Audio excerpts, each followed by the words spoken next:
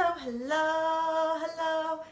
Hi everyone. I just got my two boys down for a nap, which this is a segment all about sleeping. And if you're like me and you're a mother, helping your children to be able to go to sleep and take naps can save your sanity. Just yesterday I was with a friend who has 3 under 3. I don't know if she's watching, but she was telling me about nap time and her kids waking her up at night and how she was literally going insane because she wasn't getting any sleep. And so for me as a mom, helping babies sleep at night is everything. So I'm going to share you everything that I know. Hi, Mandy. Because sleep to me is sanity for mothers. So I am going to introduce myself while people are coming on. My name is Camille Walker. I blog at MyMommyStyle, and I've been blogging now for almost 6 years. And my background as far as education, I am a family consumer science education teacher. I love learning about babies and development in children. And I am now a mother of 4, and I've learned some things along the way, and I feel like more than anything, helping mothers with sleep tips and helping babies sleep at night and nap time through the day just makes such a difference in the sanity level as a mother, where you feel like you can take care of yourself and do what you need to do to be happy. And that's what it's all about. Hey, Amy.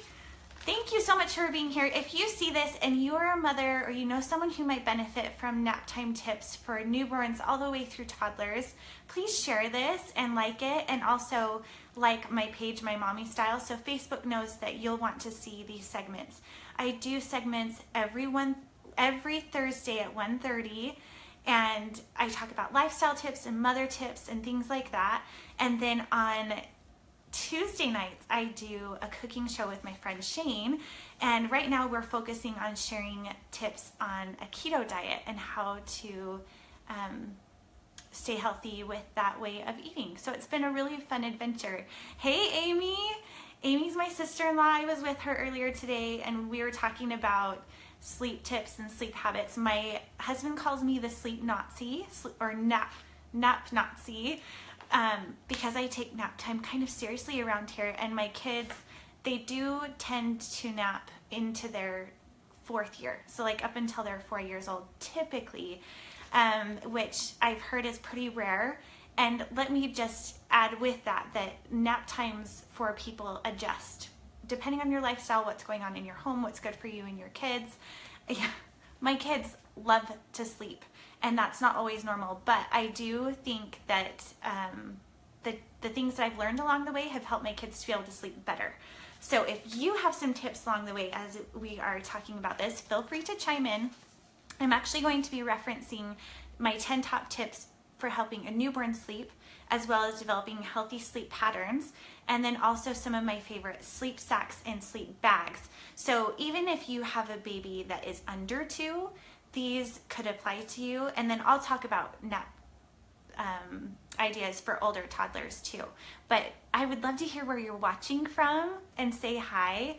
So if you're seeing this, and even if you have a friend who has a newborn or is pregnant and is curious about how to get healthy sleep habits for their baby, please share this with them or tag them. And then if you share this to your wall, you'll be able to refer back to it. So I have put in the description links for the sleep sacks that I love, and also the post that I'm going to be referencing on the top 10 tips. So anyone want to say where they're watching from? Because I want to say hi to you. And actually my sister-in-law Amy was saying, do you like it when people comment and say things and ask questions, or do you like to just kind of talk and go?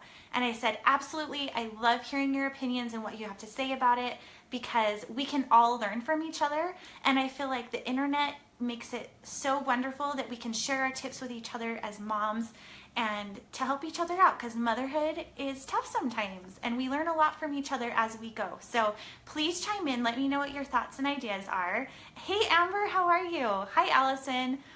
So coming back, hi from Woods Cross. Hey Amy, that's in Utah. Anyone else want to say where you're chiming in? Or you can even say how many kids you have or what ages they are, just so I can get a feel for if I should be catering more to new babies that are coming if you're pregnant, or toddlers, or it's tough all the time. Isn't that true? I don't want to be negative, but it's true. No matter what your kids' ages are, it seems like up and down you're going through one struggle to another. It's nap time here now, and I'm the only one resting. Haha. Yeah, Atlanta, says Allison, 2 crazy boys. Allison, how old are your kids? I'm curious to know. Hi, Aubrey, how are you? Amber has a 2 and a 4-year-old. Awesome. So my boys that I just put down for a nap just turned 1, and the other is 3 and 8 months, and he is still napping. So we're going to talk a little bit about him, because kids do go through phases where you think they might be done napping, but you can kind of get back to it. Amanda says, North Carolina, 6 and 3 months, 3 years, 6 months and 3 years. Perfect. Hey, Jonathan, 6.5 and just about 3. Okay. And Allison, is your 3-year-old still napping? I'm curious to hear. Hi, Aubrey. How are you? Aubrey was a college roommate of mine back in the day, before I had any babies at all. So, awesome. Thank you for telling me where you're watching from. Feel free to keep telling me. If I get going and I'm in the middle of a sentence, I will try my best to see your comment. If I don't see it as I get talking, ask it again, because sometimes they come through so quickly, I may miss it, and I don't want to miss your question. Allison says like 50% of the time. Yeah, at 3, it's typically where they start phasing out. Sometimes it's easier for him not to nap, because then they start keeping you up at night. I totally understand that. And then you get them in the car and they zonk. Or they miss their nap and they're psycho. And you're just like, when is bedtime, right? I go through that all the time, especially if we're traveling and things like that. So I'm right there with you, sister. All right, so top 10 tips. I want to talk first about a book that I love. I would call it the Sleep Bible, and I would hold it up and show it to you right here, but I actually gave it away to someone because I love it so much. And it was a pregnant mom, and it was her first baby, and I happened to have the book with me, and I was like, you need this, because to me it is like the Sleep Bible. And I thought, oh, I should probably have held on to that so I could use it in circumstances like this, but I believe in it so much I just passed it on. I was like, you take this because you need it. So you can look it up on Amazon. I'm going to give you the name of it, and I have the link to it in the description, and if you've heard of it, maybe some of you have read it. But it's actually called On Becoming Baby Wise, or people shorten it to Baby Wise. And basically what this book is understanding, so this is my number 1 tip, reading and understanding the sleep patterns that babies and children have and how they change as they grow. And Kelsey, my cousin that's pregnant with her first baby, this would be perfect for you, because what it does, now I will say, the person who wrote the book is very specific about a schedule that you create for yourself as a new mother, and also for your baby and the different phases that they go through as they age. So some of it I don't take letter of the law, but I take the basic concepts and bring them into the sleep patterns for my baby. Aubrey said, I use Baby Wise with all my babies, and it helps so much. Yeah, so the basic thing that Baby Wise helps you to understand as you go through the chapters and read it is that you want to develop the pattern where your baby, when they wake up, the first thing you do is feed them. The next thing you do is play with them or have a wake time, and then you put them down for bed. Now, that goes all over, all day long, through the pattern of your baby's life.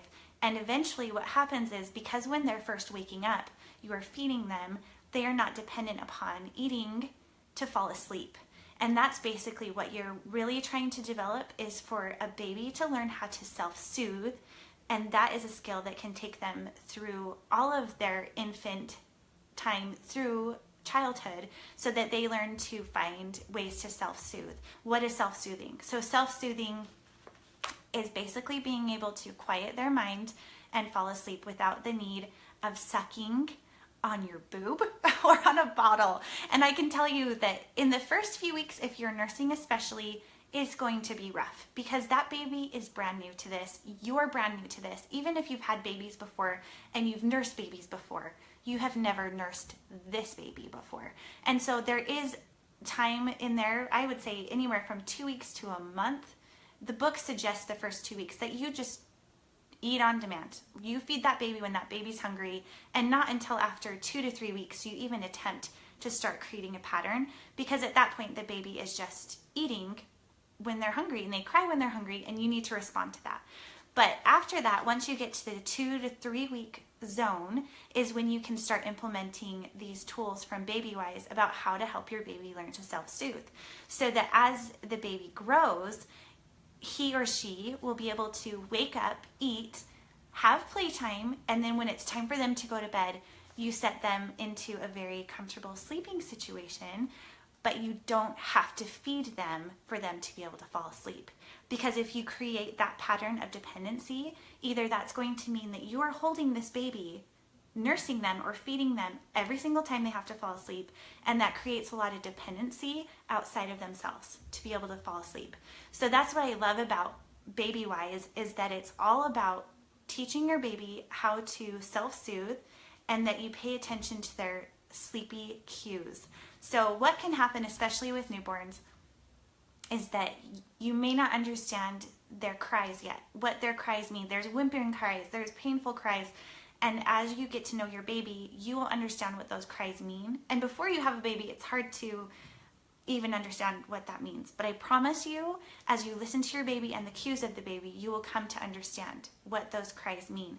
So sometimes with a newborn, if you wait too long to lay them down, they can become overstimulated where they've gotten themselves to a frantic point, and they won't be able to fall asleep as well if you would have listened to the cues and see that they start rubbing their eyes a little bit, they get a little cranky, and they need to be laid down to sleep. And if you do this BabyWise approach, you will be able to see those patterns, because if you're feeding them every 2.5 to 3 hours, which is typically what a newborn will do, those stretches will be able to be lengthened through the night as they shorten as you keep going through this pattern. So it's hard to explain it all in just a few minutes, but that's why I love this book so much. And after you've read it through, you could even read it through a second time, honestly, but then I will bookmark sections of the book that I'll think, okay, this is where we are in this process. Where should I be as far as the age of this baby and how often I'm feeding them, how often they're wetting a diaper, that kind of thing, where when you have a newborn and your brain is crazy foggy, it's nice to be able to have a point of reference of, okay, what was that again, and what should that pattern be? Basically, when you have a newborn, the very first thing that BabyWise will tell you to do is to try to start your day at the same time each day. Once that baby is getting closer to a month old, trying to start that first feeding at the same time each day. As the baby gets a little bit older, like 4 to 6 months, even 2 to 3 months, you will find that your baby has a fussier time of day. At least I did. Typically that was late afternoon to late evening, depending on the baby. And I would cluster feed, which means you do more feedings at night so that it can help them sleep longer through the night. But that's kind of another topic. If you have a question about that specifically, let me know. Kelsey says, love it. Yeah, you need to get the book. Get the book.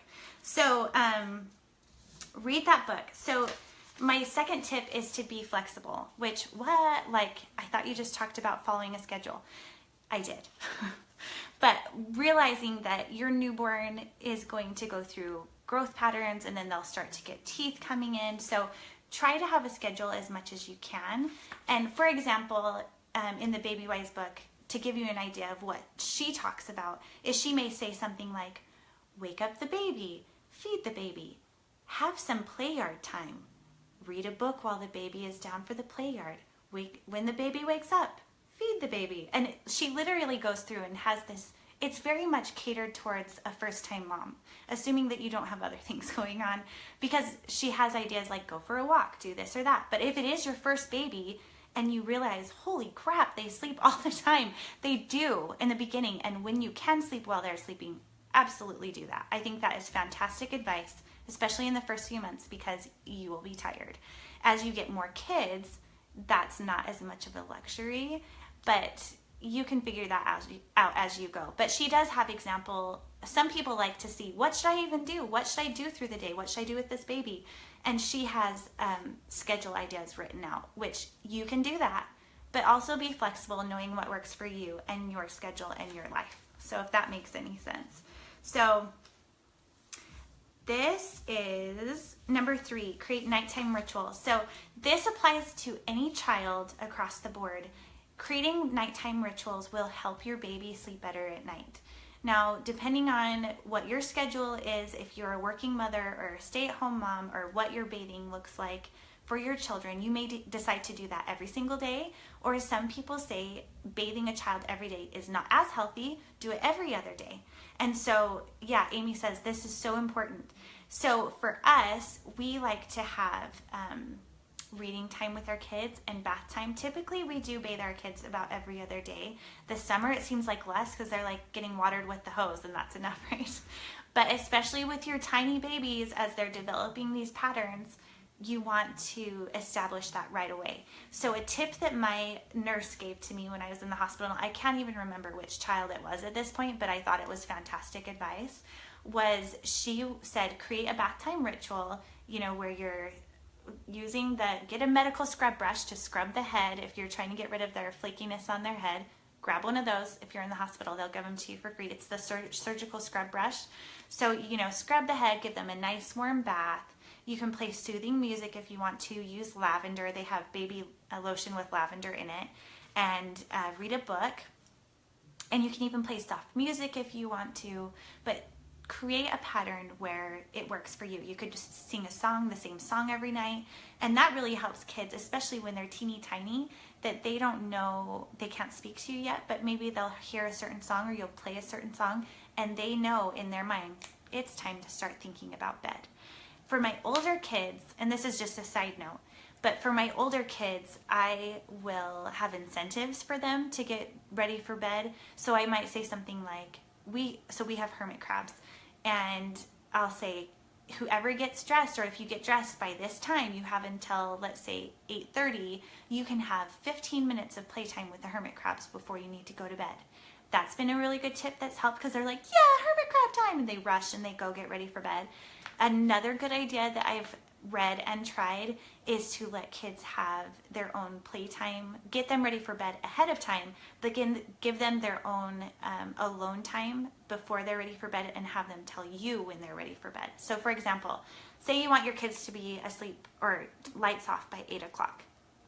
Have them ready for bed by 7:30, and then you put them in their room and you say, you can have quiet playtime and you come tell me when you're ready for bed. And I swear to you, it works really well, because they will have quiet playtime and then they come tell you when they're ready to be tucked into bed. And that's a super helpful tip. And it's not something we do all the time, but it has been super helpful too, because then they feel like they're more in control of the exact minute that lights are off. And oftentimes they'll say they're ready for bed before we would even have put them to bed before that. Kelsey says, I've also been told to bathe babies at night rather than the morning because it helps them relax for sleep. Yes, that's a very good tip, because the warmth of the bath will help them to relax and be soothed. And I forgot the tip that the nurse told me. So the tip that the nurse told me, thank you for taking me back there, Kelsey, is, Kelsey, I never did that, but I heard this too. Yeah, we bathe our babies at night. That's actually what we have always done. So the nurse told me, when you're bathing your baby at night and getting them prepared for bed, go and take their swaddle blanket and put it in the dryer. Oh, why couldn't that word come to me? Go put it in the dryer for 5 minutes, so that when they get out of the bath and you're lotioning them up and you're getting them wrapped up in their ready for bed, that their swaddle or their sleep sack or whatever it is, you have it nice and toasty warm, so they feel nice and cuddly.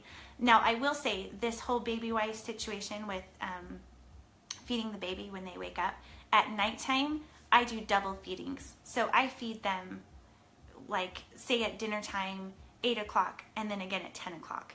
And I will feed them that last time before they go to bed, but I don't nurse my baby to make them fall asleep. Does that make sense? So very best case scenario, I would feed my baby and then lay them down while they're drowsy, but still eyes kind of open. That is ideal. If they fall asleep while they're nursing and they're teeny tiny, it's just going to happen. But as they get older, you'll see that if you do that, and through nap time, especially through the day, if you're laying them down drowsy, but not like after just feeding them, they'll learn to self-soothe. So that's a really good tip. So throw it in the washer. So while we're talking about this, I'm going to show you some of my favorite sleep sacks and transitioning from newborn all the way to toddler ages. Okay, so I have a lot, you guys. I'm going to tell you. So my first baby is 9 years old. And as far as safe sleep habits go, of course you want to sleep the baby on their back, and you don't want to have any big comforters or pillows or anything else in the crib. So as a mom, we live in Utah, and I wanted to make sure that my baby was warm enough, and I was always worried, are they warm enough? What's going on? I don't know. Are they warm enough? So a few things that can help that is you can actually have baby monitors now that tell you how warm it is in their room. But when the baby is new, I will use Aiden and Anae's. Is that how you say it? I don't know. I use Aiden and Anae's swaddles. So this is when they're like teeny tiny. I like to use these if your baby has skin sensitivities. You can get a bamboo, like all organic blankets, and they're super soft and lightweight. And I feel like it works really well in cold temperatures as well as warm temperatures.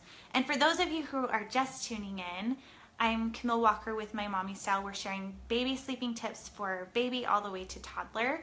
And I would love it if you liked it and commented, like MyMommyStyle, share this to your wall, then it will be saved to your wall and you'll have it forever. So, okay, I start with this.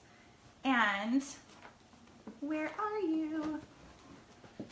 I buy baby sleepers with zippers because no one wants to mess with all those diapers at night and dealing with all of the snaps. Like, no one has time for that.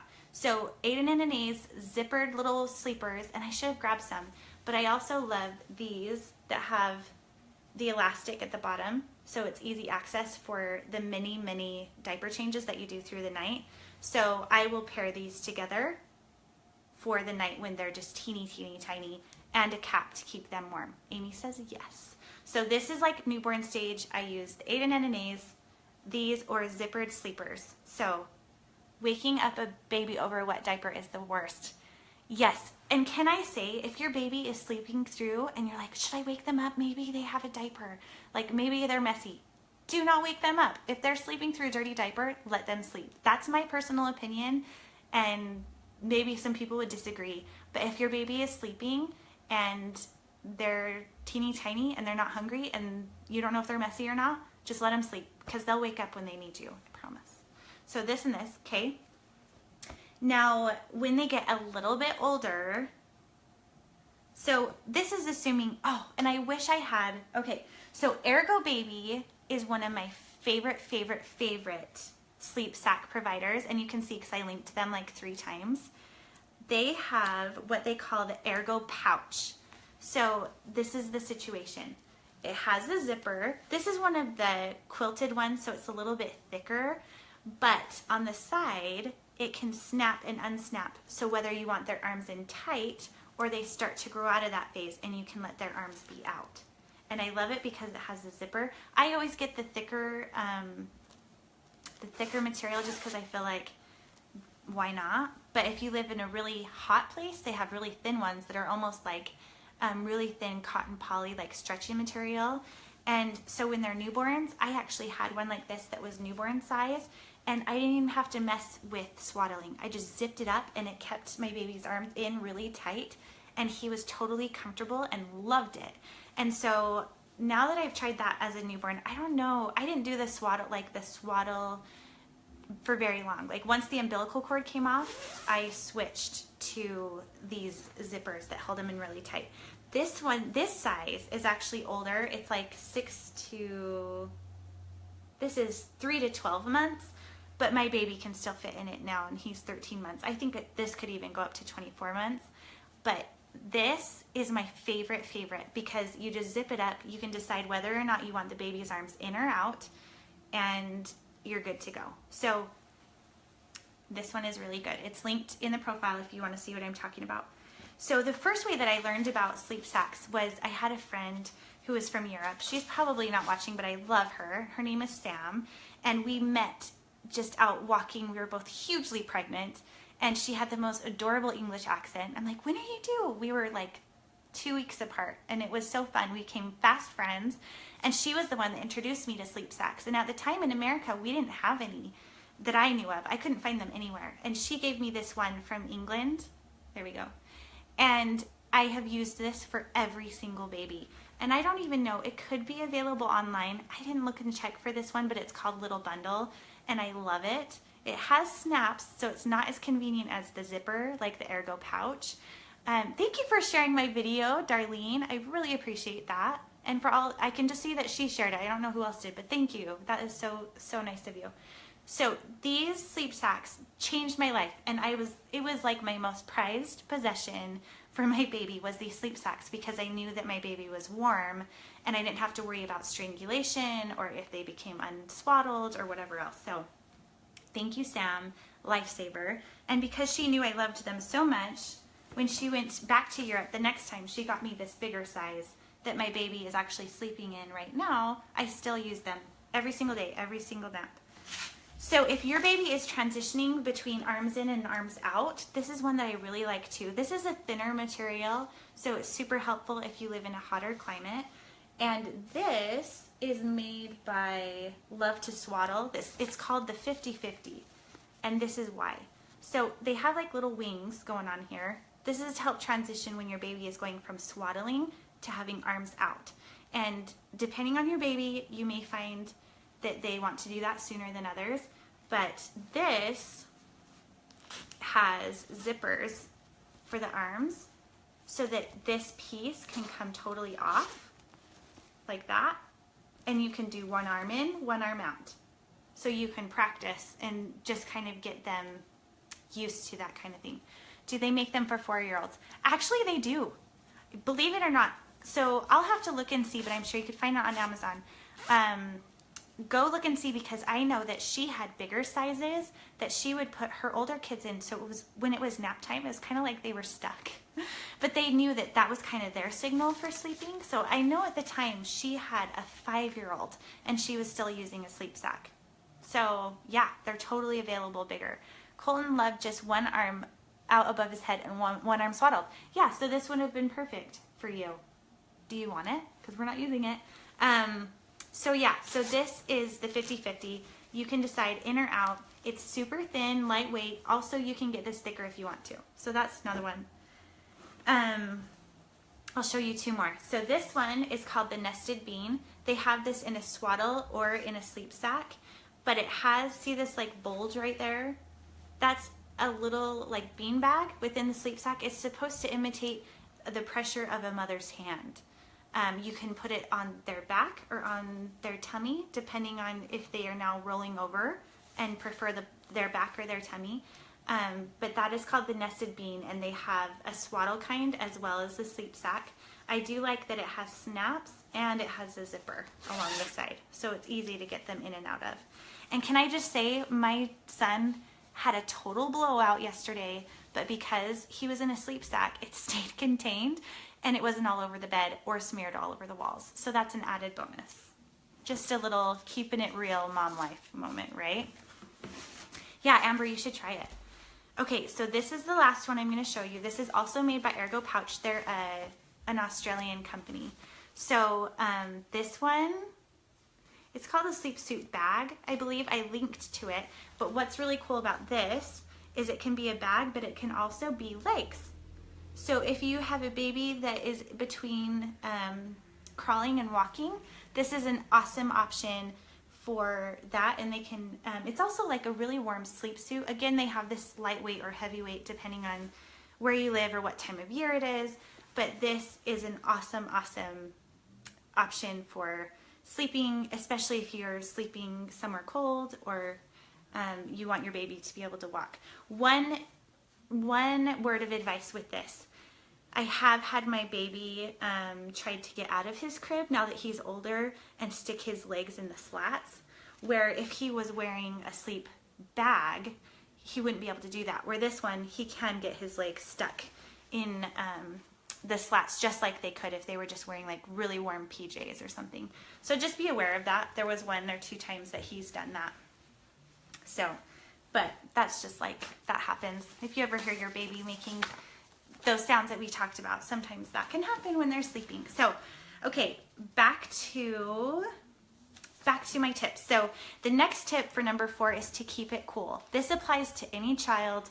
If you can, the best sleeping temperatures for your child to sleep in is 65 to 72 degrees, which is pretty cool at night, but it actually helps your baby to sleep more comfortably at night, just like it would for you. This also, cooler temperatures also helps avoid the risk of SIDS. So if that's a concern for you, that's an option. Also, having a baby sleep with a binky reduces the chances for SIDS. Just a little FYI side note. Okay, so number 5, you want to make some noise, swing, or both. My babies, when they're little and they're getting a little bit older, go through phases of how well they're sleeping. And newborn life is just hard. And sometimes they go through phases where a swing can be the best thing in your life. I remember how old was my baby? Probably 2 months. And I thought, we need to get rid of the swing. It's not even working. Those nights that you're like, nothing is working. And then my dad came over. He helped me out for an afternoon, and he put the baby to sleep in the swing. And I was like, what? I thought he hated that thing. He's like, yeah, I just put him in it. Sometimes having other adults help and try new things can be helpful, because your baby can smell you. And especially if you are nursing, the baby can smell the milk. I know this sounds weird, but this is another reason why when you move a baby to their own room after 3 to 6 months, whatever works for you, you often sleep better, and so does your baby, because a lot of times they can smell you. And I know that sounds so weird, but it's true. And I just saw something come out. It was an article that I read actually when my baby was new, just this 4th one, and something about keeping the baby in your room until 6 months. I don't know, I'd be curious, those of you who are watching, what you think about that, but I typically have moved my baby to their own room around 3 months. We share a wall, so I can still hear them very, very well, but people just have different opinions on that. So I would like to know what you think, because I have a friend who suffered from anxiety and postpartum depression when the baby was born, and so she moved her baby, she moves the baby out like almost as soon as they're born, because having them too close to her at night, hearing the grunting and all the sounds they make, made it so she was having really high anxiety and not sleeping. Where other people may say, I want the baby to sleep with me the whole first year, and that's totally fine too. I think it's one of those things as moms, like, you find what works for you and what you feel is best, and you go with that. And that's what My Mommy Style is all about. It's about finding your style and doing what works for you. So that is a good tip. Okay, so number 6. This is a middle of the night tip.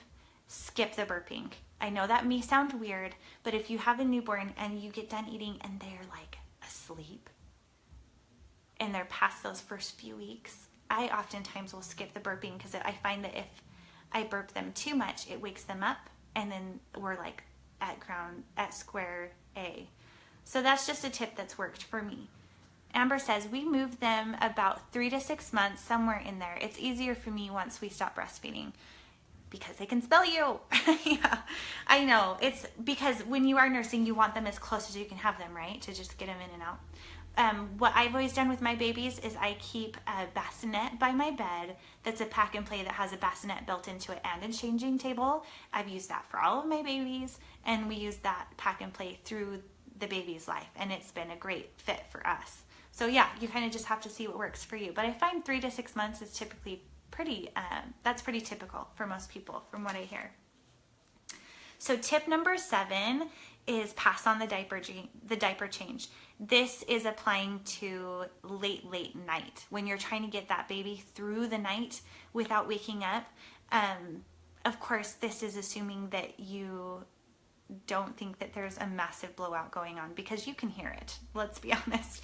With newborns, you can typically hear if there's something like that going on. But if you fed the baby and he seems happy and content, lay him down. You don't have to change the baby every single time that you feed during the night. The next tip is to keep the lights low. Okay, so this applies to newborns specifically. When my baby is a newborn and I have them sleeping next to me in the middle of the night, I will use my phone as a nightlight, but I keep it lit, like somewhere where it's not right in the baby's face. Hi, Laura, how are you? So if you keep the lights low, as soon as we have lights turned on, this is for babies and us as adults, as soon as the light is turned on, there is a hormone that's released in your brain that says it's time to wake up.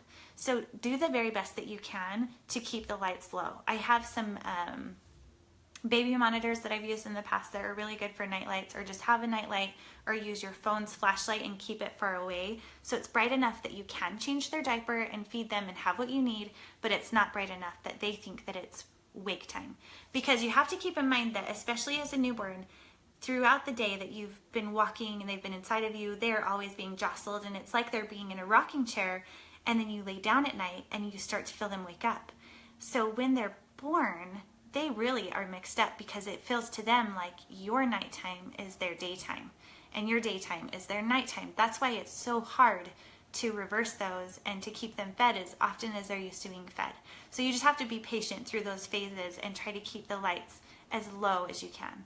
I wish I knew that when my kids were little. Oh, I know. Laura, I do too. That's why I thought this is something I get asked about a lot as a mom, and so that's why I'm sharing it with you. So if you know of someone, Laura, that might benefit from this, please share it, because I'm sure that they would love that you did, and so would I. So thank you. Okay, number 10, this is my very important. Number 10 is a very important rule, is to take time for you and to be patient with your baby. It's okay for you to not have everything figured out and to feel like you are working things out with what works for you and your baby. Maybe your baby is colicky. Maybe your baby has something where they were born early and so they're developing more slowly than maybe you would expect. But be patient with yourself and take breaks and be willing to ask for help, because postpartum is real. And I feel like the more we talk about it and help each other as women, that we can have healthy families and healthy mothers, and that creates a healthy world, really, because mothers take care of each other and of all these children. One tip that I learned about when I was pregnant with, gosh, was it my second baby? It's funny how you forget these things. That's another reason why I wanted to do this before it had been too long since I had a newborn, because you forget. Someone had told me about something called silent reflux. Give me hearts and likes if you've heard of that, because it was something I had never heard of or considered. So reflux is when the baby, it's just like heartburn for adults. It's when the baby is getting, how would I say this perfectly? It's when the baby is getting, like, throwing up and spitting up. Spit up is normal for babies. It totally is. Some people have overactive spitting up, where they have a really overactive spitting up. But silent reflux is when the baby is spitting up and then swallowing it back down. So you don't see the spit up actually coming out of your baby, but it's enough that it wakes your baby up and it's causing that burning in their throat, and oftentimes they won't sleep well because they are waking up. So signs to look for with this, and I didn't know about this until, thank goodness, my friend had learned. Laura said that's why they say to lay them on their right side. It's for reflux. Yeah, it's funny how they'll change their mind on that. So, for example, okay, my number 2, my daughter, she had silent reflux. So I would feed her middle of the night. She would be completely gone, like totally fall asleep. I would go and lay her down as soft as I possibly could, and within about 5 minutes, she would cry.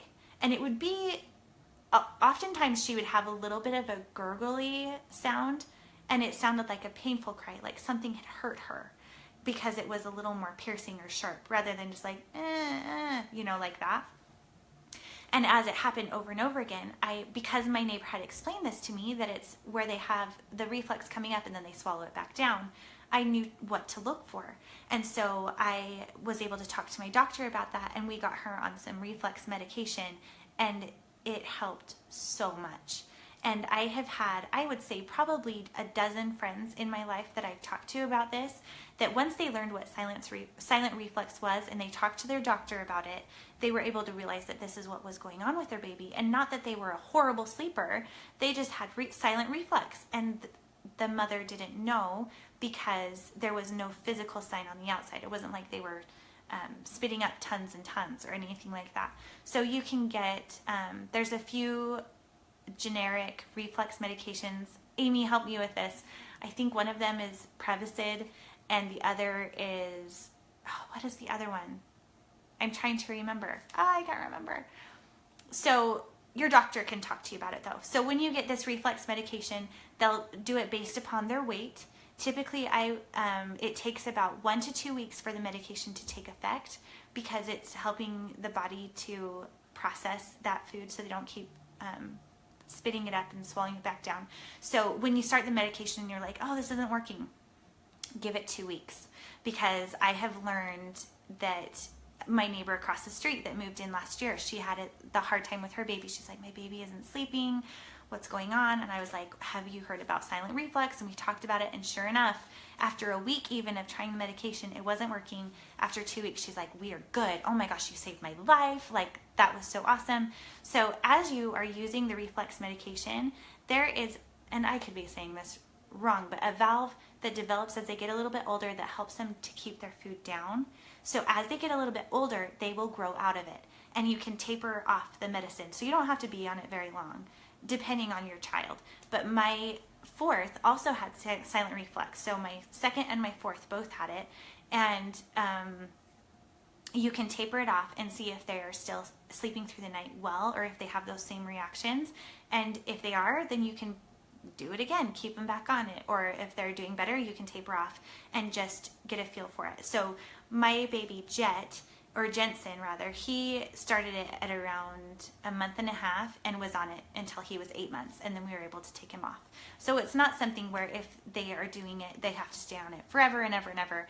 It just it helps them to be able to process the food better and keep it down. Whether you're breastfeeding or you're using formula, it can affect either way. So that's something to keep in mind. So another tip with toddlers. Let's talk about toddlers. So nap time in the middle of the day. I create a very similar pattern as far as creating the same circumstance. So for my baby and my son, you will go through a phase where your baby will sleep mid-morning, afternoon, and then at night again. Right now, both of my babies are babies, 3 and 8 months, and my other son is 13 months. They are both on the same nap schedule. Praise the heavens. That's why I'm even able to do this. And I keep it pretty consistent. So for us, we get up in the morning, we do breakfast, go about our day, get the things done that we have to do, and then we eat lunch together, and then it's nap time. So for us, we had a kindergartner this year, so I would send her to kindergarten, and then once we got home, it was time to put the boys down for their nap, and we always follow the same schedule. I always use the sleep sack for my baby, always, and I always make sure that he is well fed, and I lay him down, and I don't have to do any rocking. I never have. When it's time for him to go to bed, I lay him down, and because I use those practices that I talked about in the first part of this live video where he was able to self-soothe, he is able to fall asleep. He'll typically cry for like 3 minutes, maybe, and then he's out. So for my 3-year-old, he's a little bit harder because he'll fight it. He'll be 4 in November. So for him, I try to make it a special time between the two of us. So we always, because he's the third child of 4, he doesn't get a lot of one-on-one time with me. So I always put the baby down first, and then I give time to him. And we will find a book. We'll go and find books that he's excited about, the library. He does get a sippy cup when he goes to sleep, usually because he's thirsty, but he doesn't have to drink it to fall asleep. It's just like because he wants a drink. And then I give him fruit snacks. You guys, I totally bribe him with fruit snacks, and that's okay. In my opinion, it's fine. Like, if it's gonna mean that he'll go to sleep and he's excited about that, he calls it his picnic. So we sit down, he has his sippy cup, he has his fruit snacks, we read a book, I talk to him and I hold him for a minute and make it really special time with us. And I always ask yes and no questions, and I'll tell you why. Okay, so when you're putting your kid down to bed, this could be nighttime or nap time, you want to make them feel like they are in control of some of the decisions, because a lot of time, I don't know if this is for you, give me likes if it is, but when it's time for bed, your kids want to fight it. They want to play longer, right? And so they feel they want to fight you. Heather says, do what you got to do. Thank you. Fruit snacks are a luxury around here, so that's what we save them for. So for example, when he is going to bed at night, I will ask him, do you want your head at this side of the bed or this side of the bed? And he gets to choose. He'll say, I want to sleep on this side, or I want to sleep on this pillow. He is in a room with a bunk bed. So I will say, do you want to sleep on the bottom bunk, or do you want to sleep on the top bunk? And it changes the conversation of, I don't want to take a nap, to, oh, I'm answering your question. I'm a part of this process now. And this is something that I've learned through Love and Logic, which I also love. It's a parenting book. I should link to that too. But it's about giving your children options and being okay with the consequence no matter what they decide. So you give them choices, even if they're getting dressed in the morning. Do you want to wear the red shirt or the green shirt? And they get to choose. And you're fine with either answer as the parent, and off you go. So another question that I will ask when it's time for a nap is, I will say, do you want the door opened or closed? And he almost always says open, which I prefer to have it closed because then I can do the laundry and not be so loud. But oftentimes he wants the door closed, or open rather. So that's another option that I'll give him. Another option I may give him is a book that we read. Do you want this book or do you want this book? Or do you want to sleep with this teddy bear or this teddy bear? And so it changes the conversation of becoming fighting the actual nap time into them having an active part of how nap time is going to go and what they can be a part of in that process. A lot of times my 3-year-old will want to change his clothes to take a nap because he wants to be in PJs rather than clothes. And that's okay with me. Even though it takes more work, it means that he is more comfortable and feels like he has a better part in going to sleep. And that's a much better option than him not taking a nap at all. So those are some questions that I have asked. Are there any that you ask or have done this? I'm curious because it has worked really well for me. If we are out on vacation, I will even still, if it's Disneyland, naps typically don't happen because they just crash in the stroller and like we're pushing it as hard as we can. But if we are somewhere else, like for example, this last week we were at a cabin, and even though all of his cousins were there, we were staying up really late and I knew my son needed his nap. Otherwise he becomes crazy. So in that case, when we're in other situations where I know that he's having a lot of fun and he won't want to take a nap, I will anticipate something that he could look forward to, so that we can talk about that and say things like, it's time for us to take a nap so that when you wake up, we can go play with your cousins. Or it's time for us to wake up or go to sleep because when you wake up, we're going to go swimming. Or it's time for you to take a nap because, and I will give them logical step-by-step applications of why it's important for them to take a nap. And it usually works. Some days it's a struggle more than others, and I'll have to lay down and really like have fun reading a book or getting into that sleepy zone. But once he gets there with me, he gives in and he's like, okay, you're right.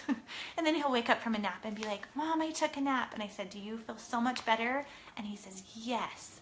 So asking those questions and showing like that clear consequence of the actions helps a child to understand, especially as they get older, why a nap is so important. So when he wakes up, I'll say, I'm so glad you had a nap. You're so much happier.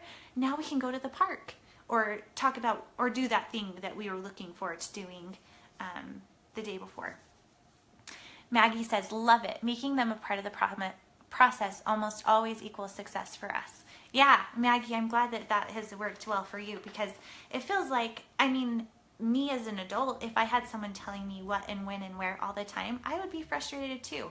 So if I am getting close to our nap time, like today we were at my sister-in-law Amy's house and he knew that it was going to be time for a nap or time for us to leave in general. And so I give him a warning. I say, okay, 10 minutes and we've got to get in the car. It's time for us to go because we had to go pick up brother and sister from camp. And I try my very best to give warnings or give them time to anticipate having to leave so that it's not just like having to physically grab and like muscle them everywhere we go. Hi, Wendy. Now I will tell you a secret. This may seem so weird, but whatever. We're moms here. I'm helping you, or parents. This is for anyone.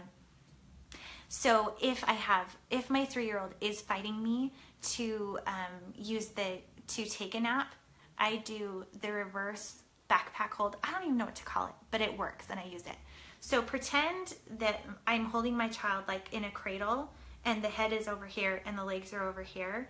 I will wrap my child around my back like this. Do you see what I just did there? So now his belly is against my back and my arms are around his shoulders and his legs.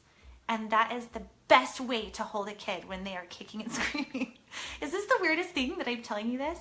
Because sometimes this is what we have to do when it's nap time. Wrap around like this, and I'm able to go up the stairs, and he's safe because he's not kicking into things. I'm safe because he's not kicking me. And sometimes if he's screaming, I can even cover his mouth so he doesn't wake up his brother. Honest to goodness, that is the position. I don't even know what to call it, but that's what I do, and it helps me when I have to get him up the stairs and he's not kicking and like hurting me or himself. Maggie says, I have 3 and 4 months. Nap time is sacred time, and I agree. They understand a lot more than we give them credit for. Logical answers instead of sugarcoating. They will get it eventually. Yeah, I agree. And Maggie, they, like you're saying, they know when you mean business and when you don't. And sometimes it's okay. Like, you don't have to do a nap every single day, but if you do create those patterns, your children will respond to it much better, just as they would with nap times for an infant all the way to a toddler. So that's my random hold for those of you who wanted to know. I said that to my friend Shane the other day, who doesn't have any kids, and he was watching me do this with my son. I'm like, hey, this is a great parenting tip for you later when you have kids. Because I don't know, it's a safe position for you to hold the kid if they're having like a kicking and screaming fight. And I find that my kids are always way more behaved and happier if they have their naps, and they are definitely sleepers. So I want to open it up to you because we've talked about a lot. I've talked about infants, I've talked about toddlers. I know that there was something about infants I wanted to talk to you about, and I'm trying to remember what it was, but I'm opening it up to you. Do you have any questions? And Maggie, thank you for talking. I love hearing what you guys have to say. Does anyone have any questions about nap time, sleep sacks, books, like anything like that? Please tell me, because I want to be able to help you. And if you share this to your wall, you can save this video, and if you text follow MMSlive, text that to 40404, I can give you text alerts when I am live. I do this every Thursday at 1:30 to 2:30, typically Mountain Standard Time, and I share things that I talk about on my blog. So it's anything from recipes to family tips to mothering to kids to babies to activities to cleaning hacks, any of those things. And then I also do cooking shows on Tuesday nights at 8:00 p.m. Mountain Standard Time. So if you have any questions, or if you want to follow me on social, you can find me at MyMommyStyle. Please like this page. I was going to write that up, like MyMommyStyle, and I didn't. But if you would like my page, I would so appreciate that. That would mean so much to me. And if anyone has any questions, please shout them out. Thank you for the like. And if you share this with your friends, I think they will love you too, because parenting is tough business. And I think that it's so nice to be able to help each other as moms. I've thought about creating a mother group here on Facebook. I don't know if you'd be interested in that, but if you are, let me know. Hi, Janae, you're hopping on, and I'm just about to get off. We're just talking about questions left about giving kids nap times and sleep tips. So, does anyone have any questions? Anyone? And please like MyMommyStyle on Facebook. Share this on your page. You can tag your friends. Hi, Janae. And someday you'll have teenagers like my sister, and she can teach you how to raise teenagers. She has 6 daughters and 1 boy. Cindy says, help getting baby to sleep better at night. Does not want to go to sleep, and then wakes up to feed about 1:30, 2 a.m., and then eats and has a hard time to go back to sleep. Cindy, how old is your baby? Because that will help me to know. Because it could be that your child might be going through teething, which, if that is the case, I totally believe in ibuprofen, Motrin for kids. Tell me how old they are, because I was going to say, in reference to my son, Jet, who is 3 years, 9 months. We have gone through phases where, 8 weeks old. Oh, they're just tiny. Okay, Cindy. Okay, 8 weeks old. I'm going to read that again in reference. Does not want to go to sleep, wakes up to feed about 1:32, and then eats and has a hard time going back to sleep. Okay, Cindy, so 8 weeks. There is something that they call right at 8 weeks that's called the interrupter. Typically, babies are going through a big growth spurt at that time. And so it could be that that's what's happening with your baby. Are you turning on the lights? Are you making sure let's see, if they're waking up at 2 a.m., that's a very typical time for babies to be hungry in my experience. So once you have fed them, I would just make sure to feed them in the dark, keep them wrapped up tight, and to lay them back down. Are you letting your baby, do you rock them to sleep? Do you let them fuss a little bit to fall asleep? 8 weeks is still pretty tiny, so I probably would be doing some rocking because that's still a pretty young age. Tell me what's going on. Nap's great during the day. Yes, 8 weeks. Okay, so here's my honest to goodness.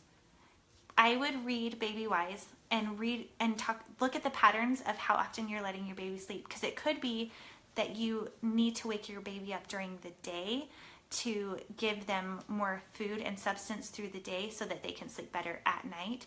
Typically, you don't want your baby to sleep past the 3.5 hour mark during the day.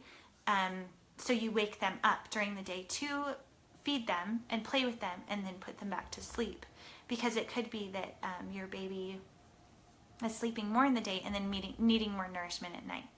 So tell me if you think that could be something that could work for you. So I would try that. Another thing that you could try is to make sure that they are, you know what, waking up at 2 is normal, totally normal. So I would just try to wake the baby up more during the day. If he or she is sleeping really well during the day, try to develop those patterns through the day following the Baby Wise book. That link is in the comments. And then I think that really could help you. So tell me if you see that link and you can try that book.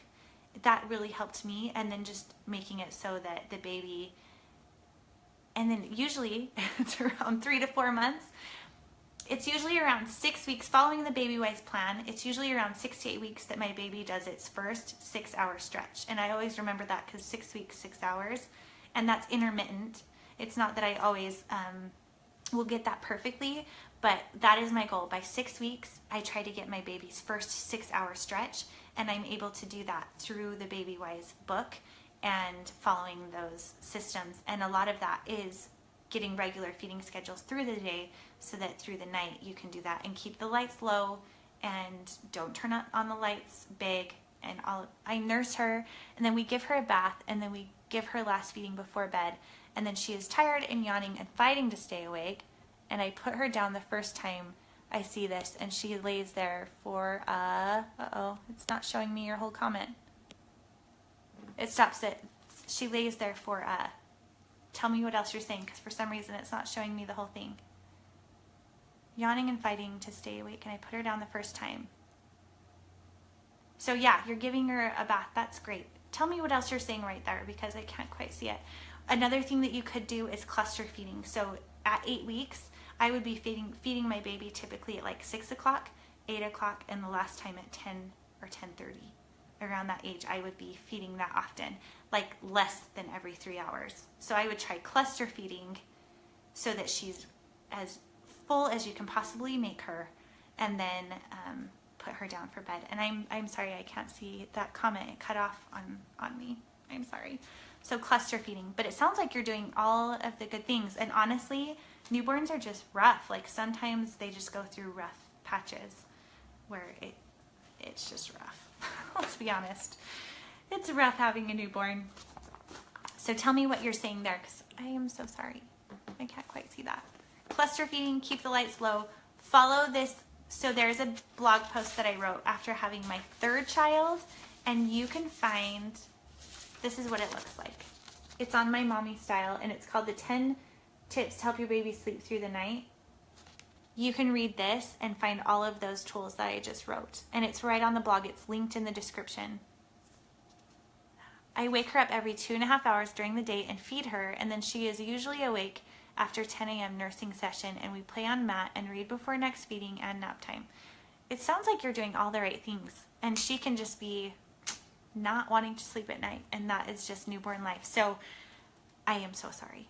You'll get through this, but try your very best to not change her bum if you don't have to, and to keep the lights as low as you can so that she has absolute minimal stimulation from you, so that she knows, like, don't talk to her, don't make any noise, like absolutely be as silent as you can. Just deal with feeding her and keeping her warm and secure and that whole thing, but do not talk to her and keep the lights super, super low. And that's the best advice for that. And of course, you could rock her as well too if you feel like she needs to be, but do not talk to her and do not turn on the lights. That's my best advice. But it sounds like you're doing awesome things during the day. Like you are absolutely doing what you should be doing. So thank you for those questions. And is this your first baby? Tell me all the things. But if you're following those patterns, she'll get there. She'll learn that as she goes. She sleeps well from 10:30 to 1:30, 10:30 p.m. to 1:30 or 2. But once she wakes up and I feed, I just have a hard time getting her back to sleep until about 4 to 5 a.m. Oh, and then she wakes up from 7 to 7:30. Thanks, that all sounds so great, and thanks for the encouragement. Oh, thanks, Cindy. Yeah, it sounds to me like I would just try my very best not to talk to her, keep the lights low, don't change her bum. You could feel her diaper and see how full you think it is, but if you think you can get past not having to change her bum, do not change her bum, because 2 a.m., 1:30 to 2 a.m. is a very common time that my babies would always wake up, and so just trying your very best to keep it as silent as you can, and feeding her and then putting her back to bed would be awesome. It is our first baby and she's wonderful, just getting used to mommy and daddy. Oh, well, congrats on your first. That is so exciting. I have a lot of posts about bath time rituals on the blog, so if you want to look at that specifically, you can, where I have step-by-steps of what I would do with my babies every night. So you can search baby on the blog and find specific examples for your baby. But let me know how that goes. Seriously, message me here on Facebook and let me know if those tips helped you, because I would love to help you. There are actually sleep nannies that you can hire to come to your house to be with your baby through the night, like through the first year, because it's hard. I mean, as many baby tips as you can give and take and use, babies still are babies and they have needs, and that's why parenting's so hard. Like we can try our very best and follow all these tips and do all the things, and babies are babies and they're just going to need us when they need us. So the best thing you can give them is love and just do the best you can. But you're doing awesome. You're doing all of those good things. So just keep doing what you're doing, because it sounds like you're doing awesome. So congrats on the first. I know especially with the first baby, it's so overwhelming and there's so much advice that is given, and I find that trusting your gut and listening to your baby, there's a reason why you are that baby's mother and you share a connection that no one else does. And so if you feel something in your gut, or if you feel like something is going on that you need to take care of, then you follow that, because it is real. Doctors do not have that connection with your child the way you do, and the way your baby's father does. Like, parenting has its own thing. Okay, I will not talk to her and not change her if possible. Yes, do not talk to her, even if she's so cute. She's probably getting really close to being able to smile at you, I bet. So yeah, don't talk to her. Don't engage at all. Just keep it as quiet as you can, as if you're sleepwalking, really.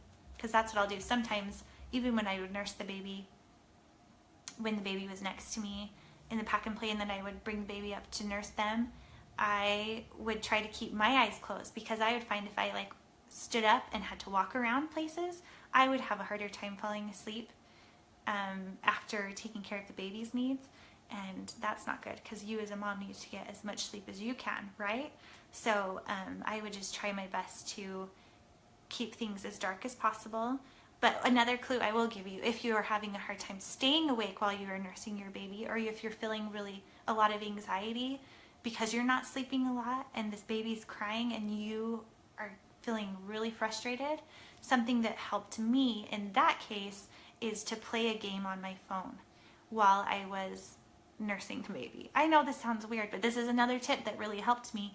Find something, even a show. You could watch a show or play. I like to play a silent game so it's not loud for the baby, like a Candy Crush or something like that, or Zombies versus Plants. That's one that I played.